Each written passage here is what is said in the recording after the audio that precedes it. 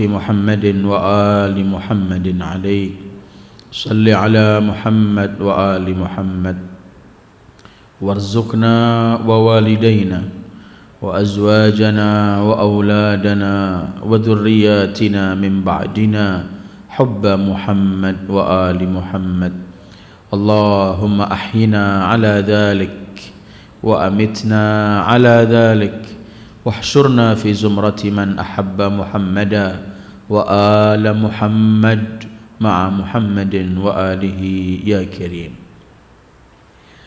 أعوذ بالله من الشيطان الرجيم. أم تقولون إن إبراهيم وإسماعيل وإسحاق ويعقوب والأسباط كانوا هودا أو نصارى قل أأنتم أعلم أم الله ومن أظلم ممن كتم شهادة عنده من الله وما الله بغافل عما تعملون تلك أمة قد خلت لها ما كسبت ولكم ما كسبتم ولا تسألون عما كانوا يعملون. صدق الله العلي العظيم. أيها الإخوة السلام عليكم ورحمة الله وبركاته. Kita dahului dengan salawat terlebih dahulu. Allahumma salli ala nuril anwar wa sirril asrar wa tiryaqil aghyar مفتاح باب اليسار سيدنا محمد المختار وآله الأطهار وأصحابه الأخيار عدد نعم الله وإفضاله. Malam ini kita masuk kepada ayat 141 dalam surat Al-Baqarah. Masih berkaitan argumen-argumen yang Allah berikan dan Allah jawab kepada mereka orang-orang Yahudi dan Nasara yang kadang-kadang seenaknya mengaku hal-hal yang tidak benar pengakuan mereka. Kalau pertemuan yang lalu kita membicarakan bagaimana mereka berdebat dan memperdebatkan Allah, bagaimana mereka mengklaim bahwa kebenaran hanya ada pada mereka, Nabi hanya dari mereka, kitab hanya kitab yang diturunkan kepada mereka, surga hanya milik mereka. Itu kemarin kita berhenti pada hal-hal semacam itu dan jawaban Allah, kenapa? Sementara Allah itu adalah Tuhan semua bangsa, Tuhan semua makhluk. Ini ayat 139 akhir pertemuan kita. Qul atuhajjunallah, qul atuhajjunana fillah wa huwa rabbuna wa rabbukum. Tuhan kami dan Tuhan kalian. Gak benar kalau kalian menganggap bahwa kamilah agama kami agama terdahulu, kitab kami kitab terdahulu, dan agama kami yang paling benar, surga hanya milik kita. Kenapa kalian perdebatkan kalau agama yang kalian peluk dulu itu agama Allah? Maka Tuhan ini bukan Tuhan bangsa tertentu, tapi Tuhan untuk seluruh makhluknya.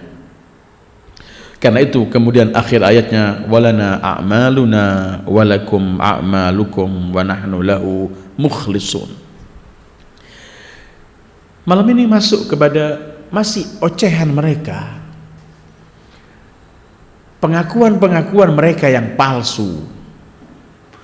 Dan selamanya kebatilan ini tidak punya dalil kecuali dalil yang amat rampung sekali, dalil yang lemah sekali, bahkan justru lebih sering menggunakan kebohongan daripada fakta dan kebenaran. Sementara tali kebohongan itu enggak panjang. Ada pepatah Arab pernah berkata, la hafizata likadzub. Orang yang pembohong itu enggak pernah bakal ingat. Dia hari ini bohong, besok, lusa, minggu depan dia bicara yang kontradiksi dengan apa yang diungkapkan oleh kemarin. Kebanyakan Orang-orang yang hidup dengan kebatilan itu selalu argumennya hal-hal semacam ini, argumen-argumen yang tidak ada fakta kebenarannya. Ini yang saya sebutkan kemarin ketika kita ngambil dari ayat surat Ibrahim, bagaimana Allah menggambarkan kebatilan itu adalah bagaikan pohon yang tidak berakar, sehingga apabila pohon tidak memiliki akar, cepat dia rontoh dan roboh, kena angin sedikit habis. Itu ketika Allah memperumpamakan kebatilan. Wa mathalu kalimatin khabithatin kasyajaratin khabithatin ustuthat min fawqil ard ma laha min qarar. Yahudi begitu. Kemarin kan Allah sering jawab bermacam-macam jawaban, menampakkan setiap mereka mengungkapkan sesuatu, nampak kebodohan mereka. Pernah kita bahas ketika mereka teriak, nahnu abna'ullahi wa ahibba'uh, kami adalah anak-anak Tuhan dan kekasih-kekasih Tuhan. Jawaban Allah simple, qul falima yu'adzibukum bidzunubikum bal antum basyarun mimman khalaq. Kalau begitu kalian mengaku anak-anak Tuhan dan semuanya, kenapa kalian disiksa oleh Allah? Kalau kalian kekasih-kekasihnya nggak bakal disiksa. Karena itu bal antum basyarun mimman khalaq. Atau ketika kita mendengarkan teriakan mereka, lan yadkhulal jannata illa man kana hudan aw nasara, tidak akan masuk surga kecuali kami, bang Yahudi. Yang Nasara teriak, tidak akan masuk surga kecuali kami, orang-orang Nasara. Jawaban Allah cuman tilka amaniyuhum qul hatu burhanakum in kuntum shadiqin. Ini angan-angan kalian, khayalan kalian. Datangkan bukti, datangkan argumen dan dalil kalau memang kalian benar. Ini yang Allah ajarkan kepada kita, bagaimana cara adu argumen, bagaimana cara kita ketika menyampaikan kebenaran yang harus dibarengi dengan dalil dan argumen. Orang menafsirkan firman Allah, ud'u ila sabili rabbika bil hikmati wal mau'izatil hasanah, serulah kepada jalan Allah Tuhanmu dengan hikmah. Para mufassirin sebagian mereka menafsirkan al-hikmah itu ialah al-qaulus sahih masyfu' bid-dalil, ungkapan yang benar dibarengi dengan dalil. Dan hak tidak pernah kekurangan dalil, kebenaran itu tidak pernah kekurangan dalil. Itu ketika Allah menyebutkan mengenai Nabi Ibrahim alaihi wa ala nabiyyina wa alaihi salatu wassalam, bagaimana debat Ibrahim dengan kaumnya, debat Ibrahim dengan raja saat itu Namrud, bagaimana perdebatan Ibrahim dengan argumen-argumen yang begitu kokoh. Allah menyebutkan mengenai ini, tilka hujjatuna atainaha Ibrahim. Malam ini kita akan sampai pada ayat, dan ayat malam ini cuma 2 ayat yang akan kita kaji, karena setelah ayat 41 ini nanti 143-nya kita sudah masuk juz kedua. Artinya kita sudah mengkaji surat Baqarah ini sampai 1 juz. Malam ini sudah 1 juz insyaallah. Am taquluna, orang-orang Yahudi dan Nasara, am taqulun, apakah kalian mengatakan, inna Ibrahima wa Ismaila wa Ishaqa wa Yaquba wal asbat kanu hudan aw nasara. Orang-orang Yahudi, apakah kalian menganggap dan berkata kalian bahwa Ibrahim, Ismail, Ishaq, Yaqub dan nabi-nabi dari keturunan Ibrahim yaitu asbat, kalian mengatakan mereka itu Yahudi? Jadi yang Yahudi berkata Ibrahim, Ismail, Ishaq, Yaqub dan nabi-nabi dari keturunan Ibrahim al-asbat, semuanya mereka itu hudan, artinya Yahudi. Yang Nasara pun mengklaim tidak, Ibrahim, Ismail, Ishaq, Yaqub dan cucu-cucu nabi-nabi dari cucu Nabi Ibrahim itu adalah Nasara dari kami. Ajib. Ini pengakuan mereka. Nanti akan saya hubungkan ayat ini dengan ayat dalam surat Ali Imran. Bagaimana Allah menjawab pertanyaan ini, atau pengakuan ini. Bagaimana Allah melihat kebodohan mereka ini. Dalam surat Ali Imran dari 65 sampai 68, perlu kita pergi ke sana sebentar untuk memahami arti ayat 147 ini atau 140 ini. Dalam 65 kita akan mendengarkan firman Allah berkaitan dengan pengakuan. Allah berfirman begini, ya ahlal kitab lima tuhajjuna fi Ibrahim wa ma unzilatit tauratu wal injilu illa min ba'dih.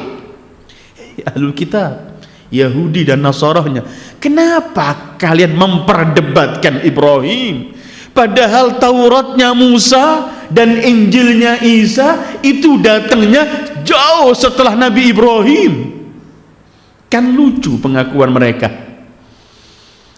Orang ketika mengatakan Ibrahim, Ismail, Ishak itu Yahudi. Loh, Yahudi ini kapan datangnya? Yahudi ini datangnya ribuan tahun setelah Nabi Ibrahim. Karena datangnya Yahudi itu, kalau itu Yahudi, Taurat itu datangnya pada Nabi Musa. Kalau Injil pada Nabi Isa, Nabi Musa dan Nabi Isa datangnya jauh setelah Nabi Ibrahim. Gimana kita mengatakan Ibrahim itu Yahudi atau Nasara, sementara adanya Yahud dan adanya Nasara itu datangnya jauh setelah Nabi Allah Ibrahim? Ini menunjukkan kedangkalan pemikiran mereka, kebohongan mereka, dan kebodohan mereka. Dan ini kebatilan. Ini selalu kebatilan, tidak punya argumen yang kena. Karena itu ketika kita membicarakan hak itu penuh argumen. Sehingga kalau orang membicarakan argumen dengan keberadaan Allah, Allah cuma akan mengatakan begini, afillahi syakkun fatiras samawati wal ard. Apakah ada keraguan mengenai Allah, zat yang satu esa, sementara ia pencipta langit dan bumi? Argumennya apa? Setiap saat kita melihat sesuatu, mendengar sesuatu, menyaksikan sesuatu, di situ kita melihat keesahan Allah dengan penuhnya dalil. Apakah kalian berkata Ibrahim, Ismail, Ishak, Yakub semua ini Yahudi? Sementara Yahudi itu di tangan Nabi Musa dan jaraknya antara Nabi Musa. Seperti saja orang berkata Ammar bin Yasir mazhabnya Syafi'i, orang akan ketawa. Kapan datangnya mazhab Syafi'i? Kapan datangnya Ammar bin Yasir?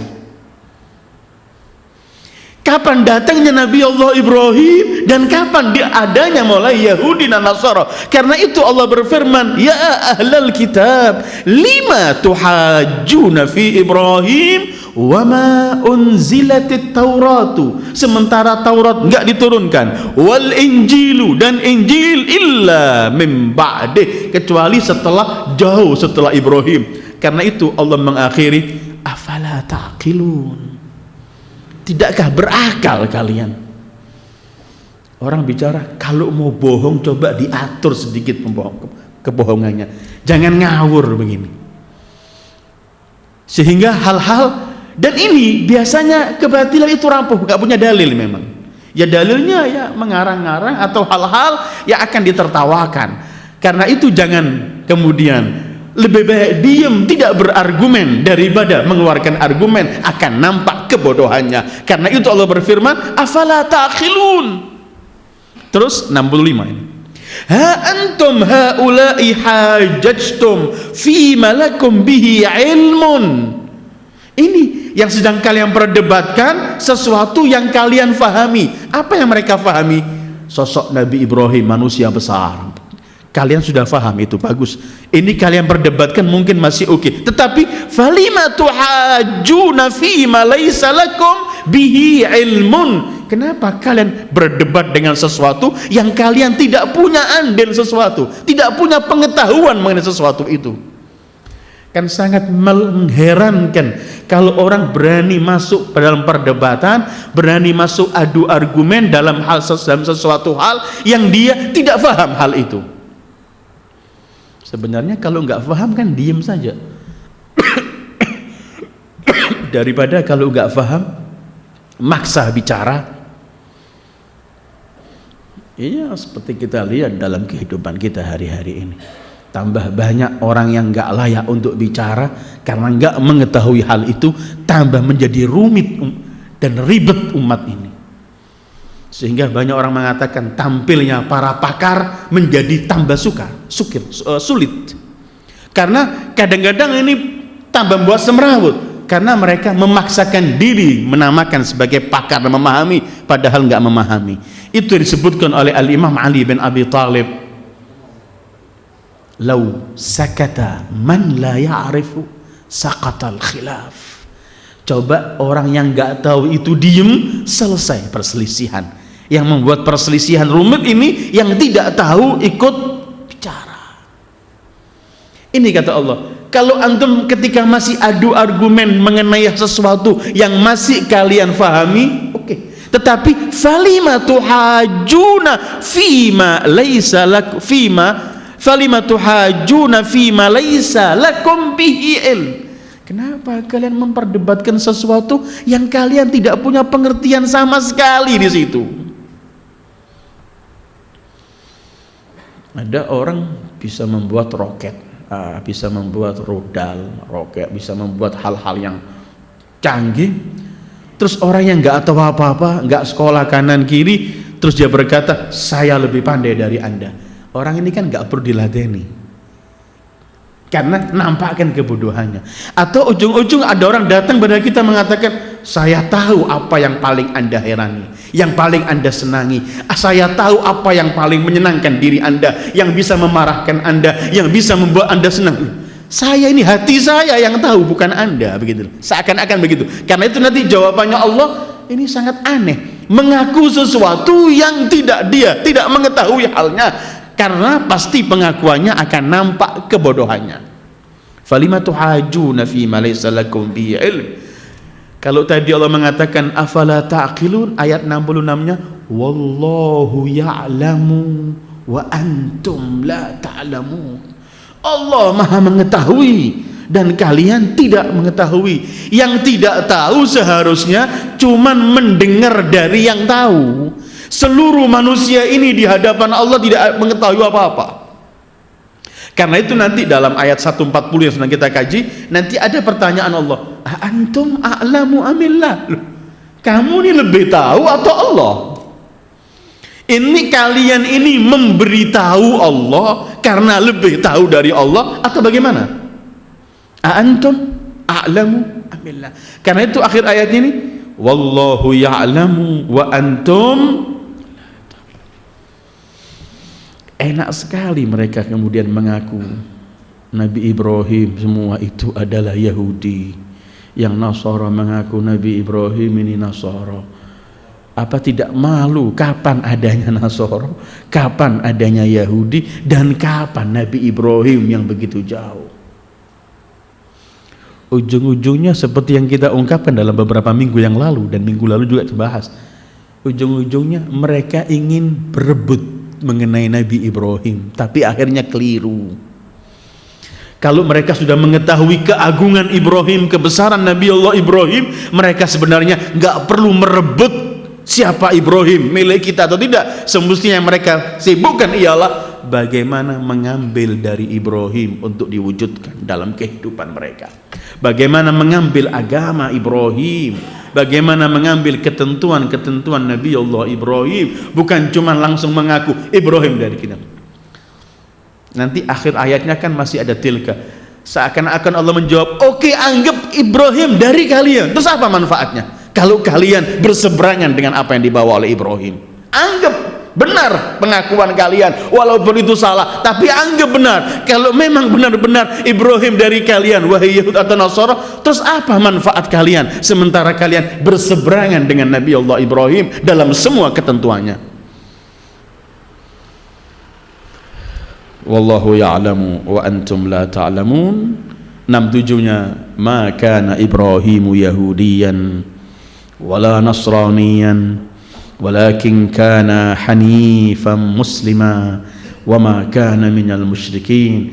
Ibrahim bukan Yahudi, bukan Nasara, tapi Ibrahim adalah hanifan, condong kepada kebenaran, musliman, sosok manusia memasrahkan dirinya kepada Allah, wa ma kana minal musyrikin, dan tidak tergolong dari kaum musyrikin. Sementara Yahud telah mensekutukan Allah ketika mereka berkata Uzair anak Tuhan, dan Nasara telah mensekutukan Allah ketika mereka berkata Masih putra Tuhan. Sementara Ibrahim tidak, berarti kalian tidak ada hubungan dengan Nabi Ibrahim. Karena itu 6-8-nya Allah mengakhiri inna awlan nasi bi Ibrahim lalladzina taba'u wa hadan nabi walladzina amanu wallahu waliyul mu'minin.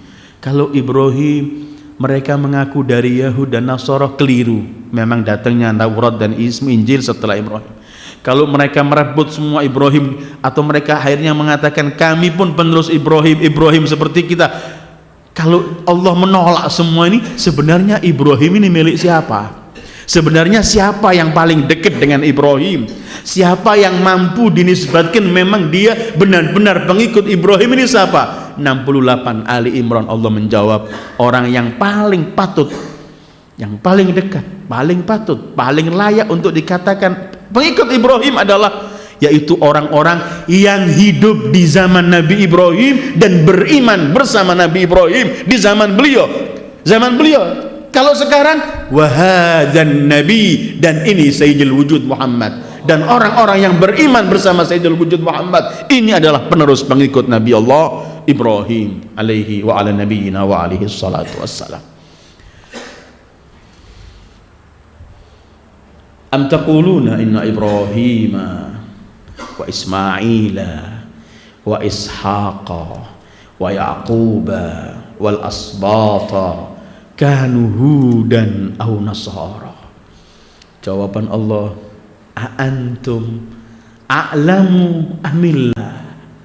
Yang tahu ini kaliankah lebih tahu atau Allah? Sementara tadi kita sudah baca 67-nya atau 66-nya Ali Imran, wallahu ya'lamu wa antum la ta'lam. Nanti dalam dalam ayat lain kita akan menemukan juga ungkapan Allah semacam ini ketika Allah berfirman, kutiba alaikumul qitalu wa huwa kurhun lakum. Telah diwajibkan jihad untuk kalian dan itu sesuatu yang berat untuk kalian. Wa asa an takrahu syai'an wa huwa khairul lakum wa asa an tuhibbu syai'an wa huwa syarrun lakum. Tapi banyak hal yang kamu benci, ternyata di balik itu ada kebaikan untuk kalian. Banyak kalian mencintai sesuatu, justru dalam hal itu ada bahaya untuk kalian. Terus Allah mengakhiri, wallahu ya'lamu wa antum la ta'lamun. Jangan ada pasien sakit pergi ke dokter, terus dia yang mendikte dokternya, tambah kacau penyakitnya.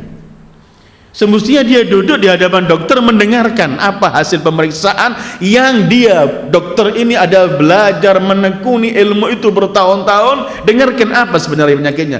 Jangan kita datang ke dokter tapi kita yang mengajari dokter, ini yang aneh. Ketika mereka mengaku Ibrahim dari Yahudi atau Nasara, Allah cuma menyebutkan a antum a'lamu amillah. Apakah antum yang lebih tahu? Apakah kalian yang lebih tahu? Sementara kalian gak hidup di zaman Ibrahim, antara kalian dengan Ibrahim begitu jauh, ataukah Allah yang maha mengetahui? Ini sebenarnya ayat bukan cuman untuk mereka orang-orang Yahud dan Nasara. Ayat ini berjalan ketika kita dihadapkan hukum Allah, ketika kita dihadapkan perintah Allah if'al atau larangan Allah la taf'al, maka kita juga jangan punya pemikiran seperti yang dilakukan oleh orang Yahudi untuk mengatakan hukum ini enggak layak di zaman saya. Hukum ini agak kolot. Kalau saya pakai hukum ini saya nggak maju. Kalau saya pakai ketentuan-ketentuan Allah ini dalam bisnis, saya nggak bisa makan. Ini jawabannya sama ayat ini. A antum a'lam amillah. Kamu lebih tahu atau Allah? Apa bisa kita mengatakan Allah ketika menentukan hukum ini untuk abad yang dulu, tapi abad sekarang Allah nggak tahu? Kita bisa-bisa keluar dari agama kalau kita mengatakan Allah tidak tahu. Mana asma'ullah alimun. Karena itu hukum Allah, di hadapan hukum Allah jangan menawar, kita cuma melaksanakan perintahnya. Kalau kita menawar, memutarbalikkan, kita kena firman ini, a antum a'lamu amillah. Karena itu dalam surat Hujurat pun Allah lebih jelaskan lagi berkaitan orang-orang yang suka merubah-rubah sesuka dia menghadapi hukum Allah. Qul atu'allimunallaha bidinikum.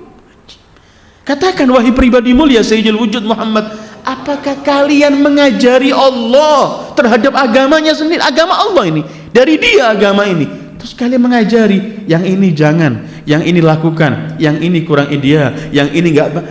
Antum a'lamu amillah atau atu'allimunallaha bidinikum? Apakah kalian mengajari Allah mengenai agama kalian? Ini akan agama Allah, maka ya Allah yang ngatur, bukan kita. Karena itu kalau orang ditanya hukum itu sama sekali tidak aib kalau dia ketika nggak tahu dia berkata saya tidak tahu, karena dia tidak boleh ikut campur masalah hukum Allah. Tidak boleh dia seenaknya menjawab ini hukum Allah. Datang seorang kepada Rasulullah untuk mengatakan, ya Rasulullah, berikan aku dari harta zakat yang Allah berikan, yang Allah titipkan, kemudian yang mereka berikan kepadamu. Kata Rasulullah, duduk di sini. Zakat ini ada asnafus tsamaniyah lil fuqara dan semua itu. Saya lihat kamu masuk yang mana, baru saya beri. Sallallahu alaihi wasallam. Karena apa? Ini Rasulullah adalah hukum Allah. Rasul Sayyidul Wujud cuman juga melaksanakan apa perintah Allah. Qul ma yakunu li an ubaddilahu min tilqa'i nafsi in attabi'u illa ma yuha ilai. Aku enggak bisa merubah sesuatu, aku cuman mengikuti wahyu. Kalau Rasul cuman begitu, apakah kemudian ada selain Rasul orang berani mengatakan hukum ini begini saja, ini begini lebih bagus begini? Ya. Nanti kita kena ayat ini, qul atu'allimunallaha bidinikum wallahu ya'lamu ma fis samawati wa ma fil ard. Atau ayat ini, antum a'lamu amillah. Karena itu dalam Al-An'am 1, 2, 3 Allah menyebutkan Allahu a'lamu haitsu yaj'alu risalatah. Allah lebih tahu kepada siapa dititipkan risalah ini. Sehingga tidak bisa seperti orang-orang kufar Makkah pernah teriak pada Rasulullah, coba Quran ini enggak kepadamu tapi kepada Mughirah, Walid bin Mughirah di Makkah, atau Urwa Ats-Tsaqafi di Taif, kami beriman. Urusan Al-Quran bukan ketentuan dari kita. Allah, lau unzila hadzal Quran min ada satu surat yang menyebutkan kalau dari qaryatain yaitu Makkah kepada Walid bin Mughirah dan di Taif pada Urwa Ats-Tsaqafi, maka Quran ini agung tapi turunnya kepadamu. Atau kita menemukan firman Allah, ahum yaqsimuna rahmat rabbik nahnu qasamna bainahum ma'isyatahum fil hayatid dunya wa rafa'na ba'dahum fawqa ba'din darajat liyattakhidha ba'dhum ba'dan sukhriya. Apakah mereka yang membagi-bagi rahmat Allah? Kenapa nabinya bukan fulan? Kenapa nabinya bukan fulan? Ini tidak. Allahu a'lamu haitsu yaj'alu risalatah. Begitupun hukum yang dibawa oleh Allah. Allah yang maha mengetahui hukum ini yang terbaik ini, menghadapi ini hukum yang terbaik. Semua sudah ditata rapi oleh Allah sehingga kita cuma tinggal menjalankan hukum ini, tidak perlu minteri Allah dalam hukum Allah. Antum a'lamu amillah. Kaliankah lebih tahu atau Allah? Allah. Setelah itu Allah sebutkan lagi, wa man adlamu mimman katama syahadatan indahu min Allah. Adakah yang lebih zalim dari orang yang menyembunyikan kesaksian Allah yang datang dari Allah? Wa man adlamu artinya tidak ada yang lebih zalim. Siapa? Orang-orang ahlu kitab, al-Yahud dan Nasara, yang tadi teriak-teriak Ibrahim, Ismail dari kita, yang teriak-teriak pada hal-hal yang macam-macam itu. Jawabannya Allah kan cuman antum a'lamu amillah, dan kemudian Allah akhiri waman azlam. Siapa yang lebih zalim? Kenapa? Sebenarnya kan Taurat dan Injil yang turun kepada Nabi Allah Musa dan Isa, dan sebelumnya kepada Suhuf Ibrahim dan yang lainnya, semua itu sebenarnya telah menyebutkan akan ada nabi terakhir, dan mereka tahu. Bukan mereka tidak tahu, mereka tahu ada nabi terakhir. Mereka kenal, mereka baca. Bahkan Allah mensifati ya'rifunahu kama ya'rifuna abna'ahum. Mereka mengenali Rasulullah seperti mereka mengenali anak-anak mereka. Gak ada yang tersembunyi, tapi ujung-ujungnya mereka sembunyikan Rasulullah. Artinya mereka sembunyikan, mereka gak sebut, mereka anggap keliru, bukan ini nabinya. Ini berarti mereka menyembunyikan kesaksian berkaitan dengan kenabian Rasulullah, dengan Quran yang akan turun pada Rasulullah. Dan ayat-ayat semacam ini dalam Al-Quran saya akan lewat. Tadi dalam Ali Imran mungkin kita bisa menemukan Ali Imran ayat 70 pun Allah berfirman berkaitan dengan kesaksian mereka ini. Allah berfirman begini, ya ahlal kitab, 70 Ali Imran, ya ahlal kitab lima takfuruna bi ayatillah wa antum tashhadun. Orang-orang ahlul kitab, Yahud dan Nasara, kenapa kalian mengkufuri ayat-ayat Allah, menolak ayat-ayat Allah, wa antum tashhadun, sementara kalian sebagai saksi, menyaksikan. Jadi Rasulullah datang ini bukan mereka nggak tahu, mereka juga tahu Ibrahim, Ismail, Isa itu bukan Yahud, cuman begini ocehan mereka. Kadang-kadang mereka kalau ngoceh-ngoceh ngawur di depan Rasulullah, mengarang-ngarang, ini dari Taurat ya Rasulullah, seakan-akan Rasulullah tidak tahu apa Taurat. Sampai dalam satu ayat Allah mengatakan fa'atu bit taurati fatluha in kuntum shadiqin, datangkan Taurat, baca kalau kalian benar-benar jujur. Karena dalam Tauratnya penuh mengenai siapa Sayyidul Wujud Muhammad, sifat-sifat beliau, Quran yang akan turun dengan beliau, semua ada. Jadi mereka sebenarnya sebagai saksi, mereka telah membaca, mengenali Rasulullah. Tapi kenapa justru mereka berpaling? Ya ahlal kitab, lima takfuruna bi ayatillah wa antum tashhadun. Atau kita melihat dalam surat Al-Maidah,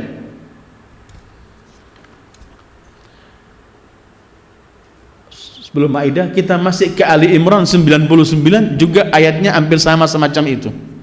Allah berfirman, qul ya ahlal kitab lima tasudduna an sabilillahi man amana tabghunaha iwaja wa antum syuhada wa mallahu bighafilin amma ta'malun. Hei ahlul kitab, kenapa kalian membendung, menghalau orang yang beriman kepada Allah? Kalian inginkan supaya dia tidak lempeng, tapi agar mereka miring dari Islam, mencong, iwaj.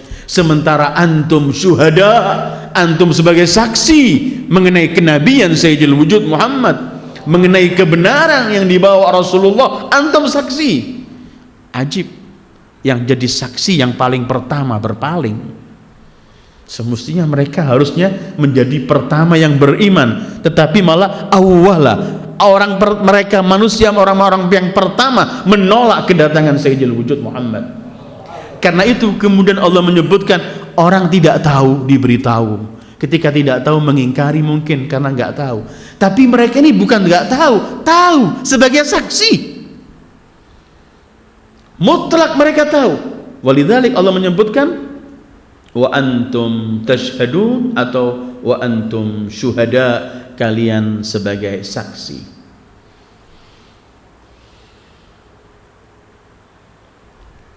Kan mereka itu Allah titipkan pada mereka itu Taurat dan Injil supaya mereka berbicara benar, supaya mereka bersaksi jujur. Allah titipkan Taurat.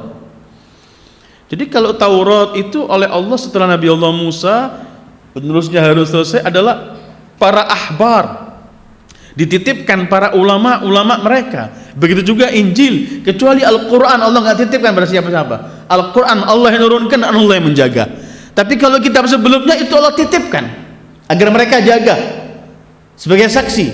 Coba kita lihat Al-Maidah 44, Allah berfirman, Inna anzalna Taurata fiha hudan wa nur yahkumu biha an-nabiyyuna alladhina aslamu alladhina hadu warabbaniyuna wal ahbar bimastuhfizu min kitabillah wa kanu alaihi syuhada. Kami turunkan Taurat. Dalam Taurat penuh petunjuk dan cahaya. Para nabi menjalankan hukum, melaksanakan hukumnya terhadap orang-orang yang beriman di zaman mereka melalui dengan Taurat dan yang kami turunkan. Begitu juga para Rabbaniyun dan Al-Ahbar, para pendeta-pendeta mereka, pembesar-pembesar mereka, bimastuhfizu, dengan apa yang telah Allah titipkan. Perhatikan kalimatnya, ustuhfizu, artinya Taurat ini Allah titipkan pada mereka para ulamanya. Lain bahasa Al-Quran, inna nahnu nazzalna dzikra wa inna lahu lahafizun, kami yang menjaga. Tapi di sini ustuhfizu, terus min kitabillah wa kanu alaihi syuhada, dan mereka dihitung sebagai para saksi. Tapi malah mereka mensembunyikan saksi Allah.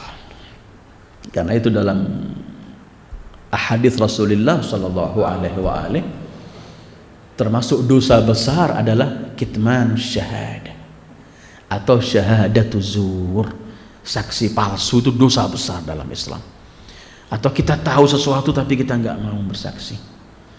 Dalam kondisi-kondisi tidak ada bahaya untuk kita ya, kondisi yang netral dan baik, dosa besar. Kembali kepada ayat ini, am taquluna inna Ibrahima wa Ismaila wa Ishaqa wa Yaquba wal asbata kanu hudan aw nasara qul a antum a'lamu amillah wa man azlamu mimman katama syahadatan indahu min Allah. Siapa lagi yang lebih zalim dari orang yang menyembunyikan syahadah, kesaksian yang ia peroleh dari Allah? Ada saksi dari Allah ini kita sembunyikan.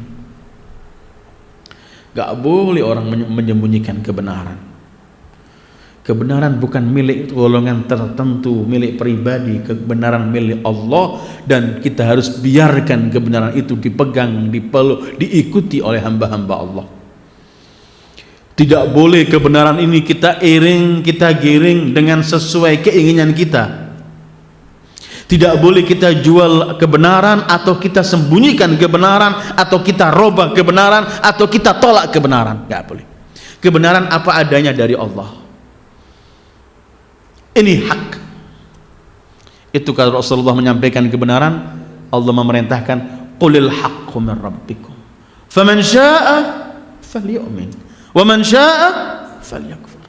Katakan kebenaran dari Allah mutlak. Karena memang kebenaran milik Allah dan datangnya dari Allah. Orang mau nerima silahkan, tidak mau nerima silahkan. Orang yang menyampaikan kebenaran itu cuma menyampaikan. Hatta para anbiya, Allah mensifati para anbiya itu wa ma 'alar rasuli illal bala. Rasul itu tugasnya cuma menyampaikan. Yang mau ikut silahkan, nggak mau ikut urusannya sama Allah. Wa man adlamu mimman katama syahadatan indahu min Allah. Terus Allah akhiri, wa mallahu bighafilin amma ta'malun. Dan Allah tidak pernah selip, alpa, lupa dengan apa saja yang kalian lakukan. Gak ada di hadapan Allah sesuatu yang Allah gak tahu. Jangan menyembunyikan kesaksian, jangan memutarbalikkan fakta, jangan membodohi umat, Jangan membiarkan kebodohan, jangan membiarkan kebenaran begitu saja tanpa dijelaskan. Jangan. Karena apa? Karena Anda sedang bertransaksi di hadapan Allah yang Maha mengetahui. Bukan cuma mengetahui apa yang kita lontarkan, tidak. Mengetahui sesuatu yang belum kita lontarkan. Ya'lamus sirra wa akhfa. Zat yang mengetahui yang rahasia dan yang lebih tersembunyi dari rahasia. Atau wa asirru qaulakum aw ijharu bih innahu alimum bidzatis sudur. Kamu rahasiakan atau kamu ungkapkan dengan jelas terang-terangan atau apa bagaimanapun, ketahuilah dia Allah Maha mengetahui apa yang terlintas di hati. Ayat ini pegangan ayolah ikhwah, supaya kita ini hidup dengan Allah. Yang kita depankan adalah Allah, bahwa Allah itu selalu menyaksikan kita. Tidak ada amal perbuatan kita yang tidak diketahui oleh Allah, sekecil apapun sampai sebesar apapun. La yakhfa alaihi khafiyah. Tidak pernah ada yang tersembunyi. Karena itu nanti kalau di hari kiamat, catatan kita itu ketika kita baca atau disodorkan pada kita, teriakan kita, mali hadzal kitab la yughadiru saghiratan wala kabiratan illa ahsaha wa wajadu ma amilu hadira. Ini catatan apa? Yang paling kecil sampai yang besar semua di sini. Karena faman ya'mal mithqala dzarratin khairan yarah wa man ya'mal mithqala dzarratin syarran yarah. Ada beberapa ayat dalam Al-Qur'an yang seperti ini lafadznya, yaitu yang sedang kita baca ini. Dan kita baca sebelumnya ada Baqarah 74, Baqarah 85, wa mallahu bighafilin amma ta'malun. Baqarah yang sedang kita baca 140 ini, 144, 149, dan ada lagi ayat yang semacam ini, cuman bentuk bahasanya berubah. Kalau ini wa mallahu bighafilin amma ta'malun, ada lagi firman Allah yang searti, yaitu firman-Nya wa ma rabbuka bighafilin amma ta'malun. Itu Al-An'am 132, Hud 123, Al-Naml 93. Wa ma rabbuka bighafilin. Allah bukan nggak tahu. Jadi kita nggak perlu kucing-kucingan sama Allah, nggak perlu. Sudah di mana saja Dia tahu. Kalau kita berdua berarti ketiganya Allah. Karena itu Allah menyebutkan wa nahnu aqrabu ilai min hablil warid. Bahkan ada lagi ancaman Allah yang lebih dahsyat dari ini. Kalau kamu bermain dengan ketentuanku, hukum dan syariatku, seruan dan panggilanku dan panggilan Rasul, yang sebenarnya semua ini aku berikan demi kemuliaanmu, demi kehidupanmu, demi kesuksesanmu. Kalau kamu berpaling, ketahuilah Allah bisa merubah hati kalian. Kenapa Allah bisa merubah? Karena Allah dengan kita. Aqrab min hablil warid. Itu firman Allah 24 Al-Anfal. Ya ayyuhalladzina amanu istajibu lillahi walir rasuli idza da'akum lima yuhyikum wa'lamu annallaha yahulu bainal mar'i wa qalbih. Ketahuilah Allah itu bisa memisahkan antara seseorang dengan hatinya. Apa artinya terpisah ini? Hati kita ini kan dinamakan hati karena dia berubah terus. Ya muqallibal qulub tsabbit qalbi ala dinik. Ini doa yang selalu Rasulullah sebutkan, sahih. Kedua, kalau orang sudah berpaling dari Allah, bermain dengan ketentuan Allah, sekali, dua kali, tiga kali, akhirnya dia sudah biasa, dia menjadi orang yang terbalik hatinya. Gimana hati terbalik? Wa na'udzubillah. Melihat jelek itu indah dan melihat indah itu jelek. Melihat hak itu batil dan melihat batil itu hak. Ini yang seperti Allah sebutkan, min qabli an natmisa wujuhan fanaruddaha ala adbariha. Sebelum kami balik hati kalian ini, wajah depan ini ke belakang, bukan fisik tapi hati. Ini yang pernah saya sampaikan ketika Rasul pernah bersabda di hadapan para sahabatnya, bagaimana nanti kalau datang suatu zaman di mana di zaman itu orang tidak lagi menganjurkan yang ma'ruf dan tidak melarang yang mungkar. Para sahabat teriak, apakah itu akan terjadi ya Rasulullah? Kata Rasulullah, iya, lebih dahsyat dari itu. Bagaimana nanti suatu saat akan datang satu zaman mereka menganjurkan yang mungkar dan melarang yang ma'ruf. Para sahabat teriak, apa itu akan terjadi ya Rasulullah? Kata Rasulullah, iya, dan yang lebih dahsyat dari itu apa? Bagaimana suatu saat nanti satu zaman akan datang masa orang melihat mungkar itu ma'ruf dan melihat ma'ruf itu mungkar. Ini. Jadi ketika Allah mengatakan wa mallahu bighafilin amma ta'malun wa ma rabbuka bighafilin amma ta'malun, atau ketika Allah mengatakan apapun yang kalian lakukan pasti kami menyaksikan, ini bukan cuma ancaman, tetapi selain Allah ingin mengancam kita jangan sampai bermain, arti kedua, kalau kamu bermain sekali dua kali nanti kata orang Jawa jadi kulino. Orang kalau pertama melakukan perbuatan dosa dia takut, tapi kalau lakukan seperti biasa akhirnya, wa na'udzubillah. Kalau sudah terus ini berubah hatinya. Wa'lamu annallaha yahulu bainal mar'i wa qalbihi wa annahu ilaihi tuhsyarun. Karena itu Allah sebutkan di akhir, bagi mereka yang pembicaraannya ngawur tanpa argumen, bagi mereka yang minteri Allah, bagi mereka yang menyembunyikan hak dan kebenaran sementara mereka sebenarnya jadi saksi, bagi mereka itu Allah ancam wa mallahu, ketahuilah Allah wa mallahu bighafilin amma ta'malun, Allah bukan tidak tahu atau alpa dengan apa saja yang kalian lakukan. Kan kita ini akan kembali ke mahkamah Allah, mahkamatullah. Kalau mahkamah di dunia ini kan semua sandiwara ini. Yang kita lihat tiap hari di TV ini semuanya sandiwara. Ketoprak kata orang Jawa. Guyonan semua ini. Enggak, semua ini guyonan. Dan ini memang dunia, semua dibuat semacam ini. Tapi kita ini akan kembali ke mahkamah Allah. Hakimnya Allah. Mahkamatullah. Yang menjadi saksi bukan didatangkan. Saksi itu adalah kulit kita berbicara, bumi berbicara, tempat yang kita injak,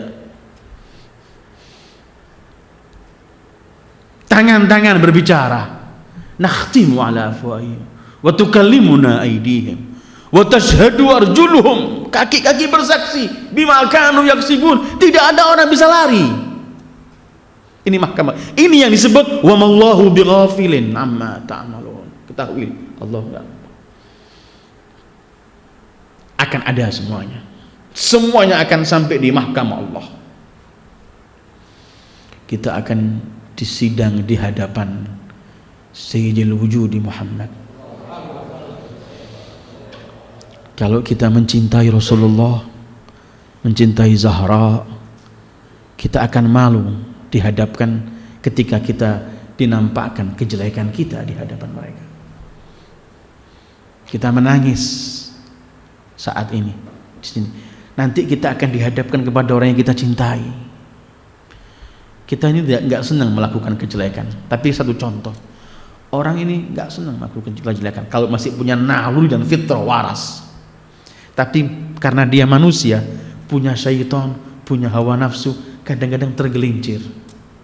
Ketika kita tergelincir melakukan kesalahan, kita masih bisa sembunyi karena nggak dilihat dari orang yang kita cintai atau orang yang kita kagumi, orang yang kita segani. Tapi apa nasib kita kalau kesalahan itu disaksikan oleh orang-orang yang kita cintai? Maka tekanan batin kita melebihi dari sanksi yang akan kita terima, wa na'udzubillah. Maha suci Allah untuk contoh, ketika kita akan tampil di mahkamah Allah, Allah sebutkan hari kiamat ini ialah hari yang la takhfa alai khafiyah, tidak ada yang tersembunyi. Yauma idzin yuwaffihimullahu dinahumul haq. Di hari itu Allah akan tampakkan agamanya dengan sebenarnya. Sekarang ini kan sinetron kita sholat kita bagaimana kita nggak tahu, yang penting kita nampak orang sholih. Nanti di hari kiamat nampak semua sholat kita bentuknya apa, puasa kita. Yauma idzin yuwaffihimullah dinahumul haqq. Hakikat kita akan tampil, la takhfa khafiyah, nggak ada yang tersembunyi. Ini disebut dalam bahasa Al-Quran, artinya semua terkuras, semua sarair, rahasia, semua nampak hakikatnya.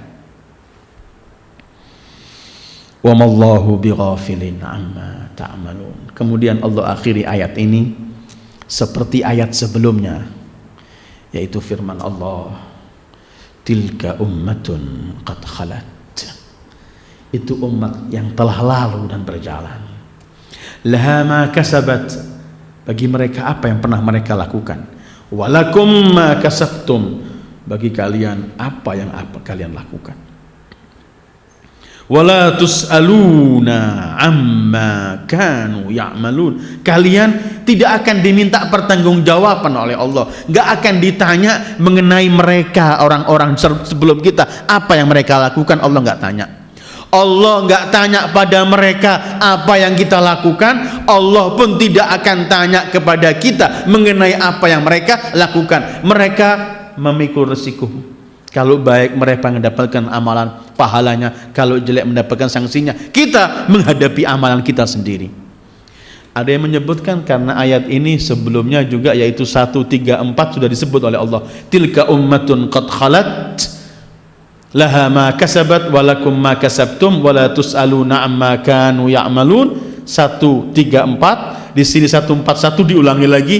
Ada sebagian mufassir mengatakan pertama diulangi sebagai takkid, Allah menguatkan. Ingat satu hal ini, jangan cuma bicara dengan masa lampau. Kamu tidak diminta pertanggungjawaban oleh Allah terhadap yang masa lampau dan orang-orang yang telah selesai, tapi kamu diminta pertanggungjawaban oleh Allah mengenai masamu dan amal perbuatanmu.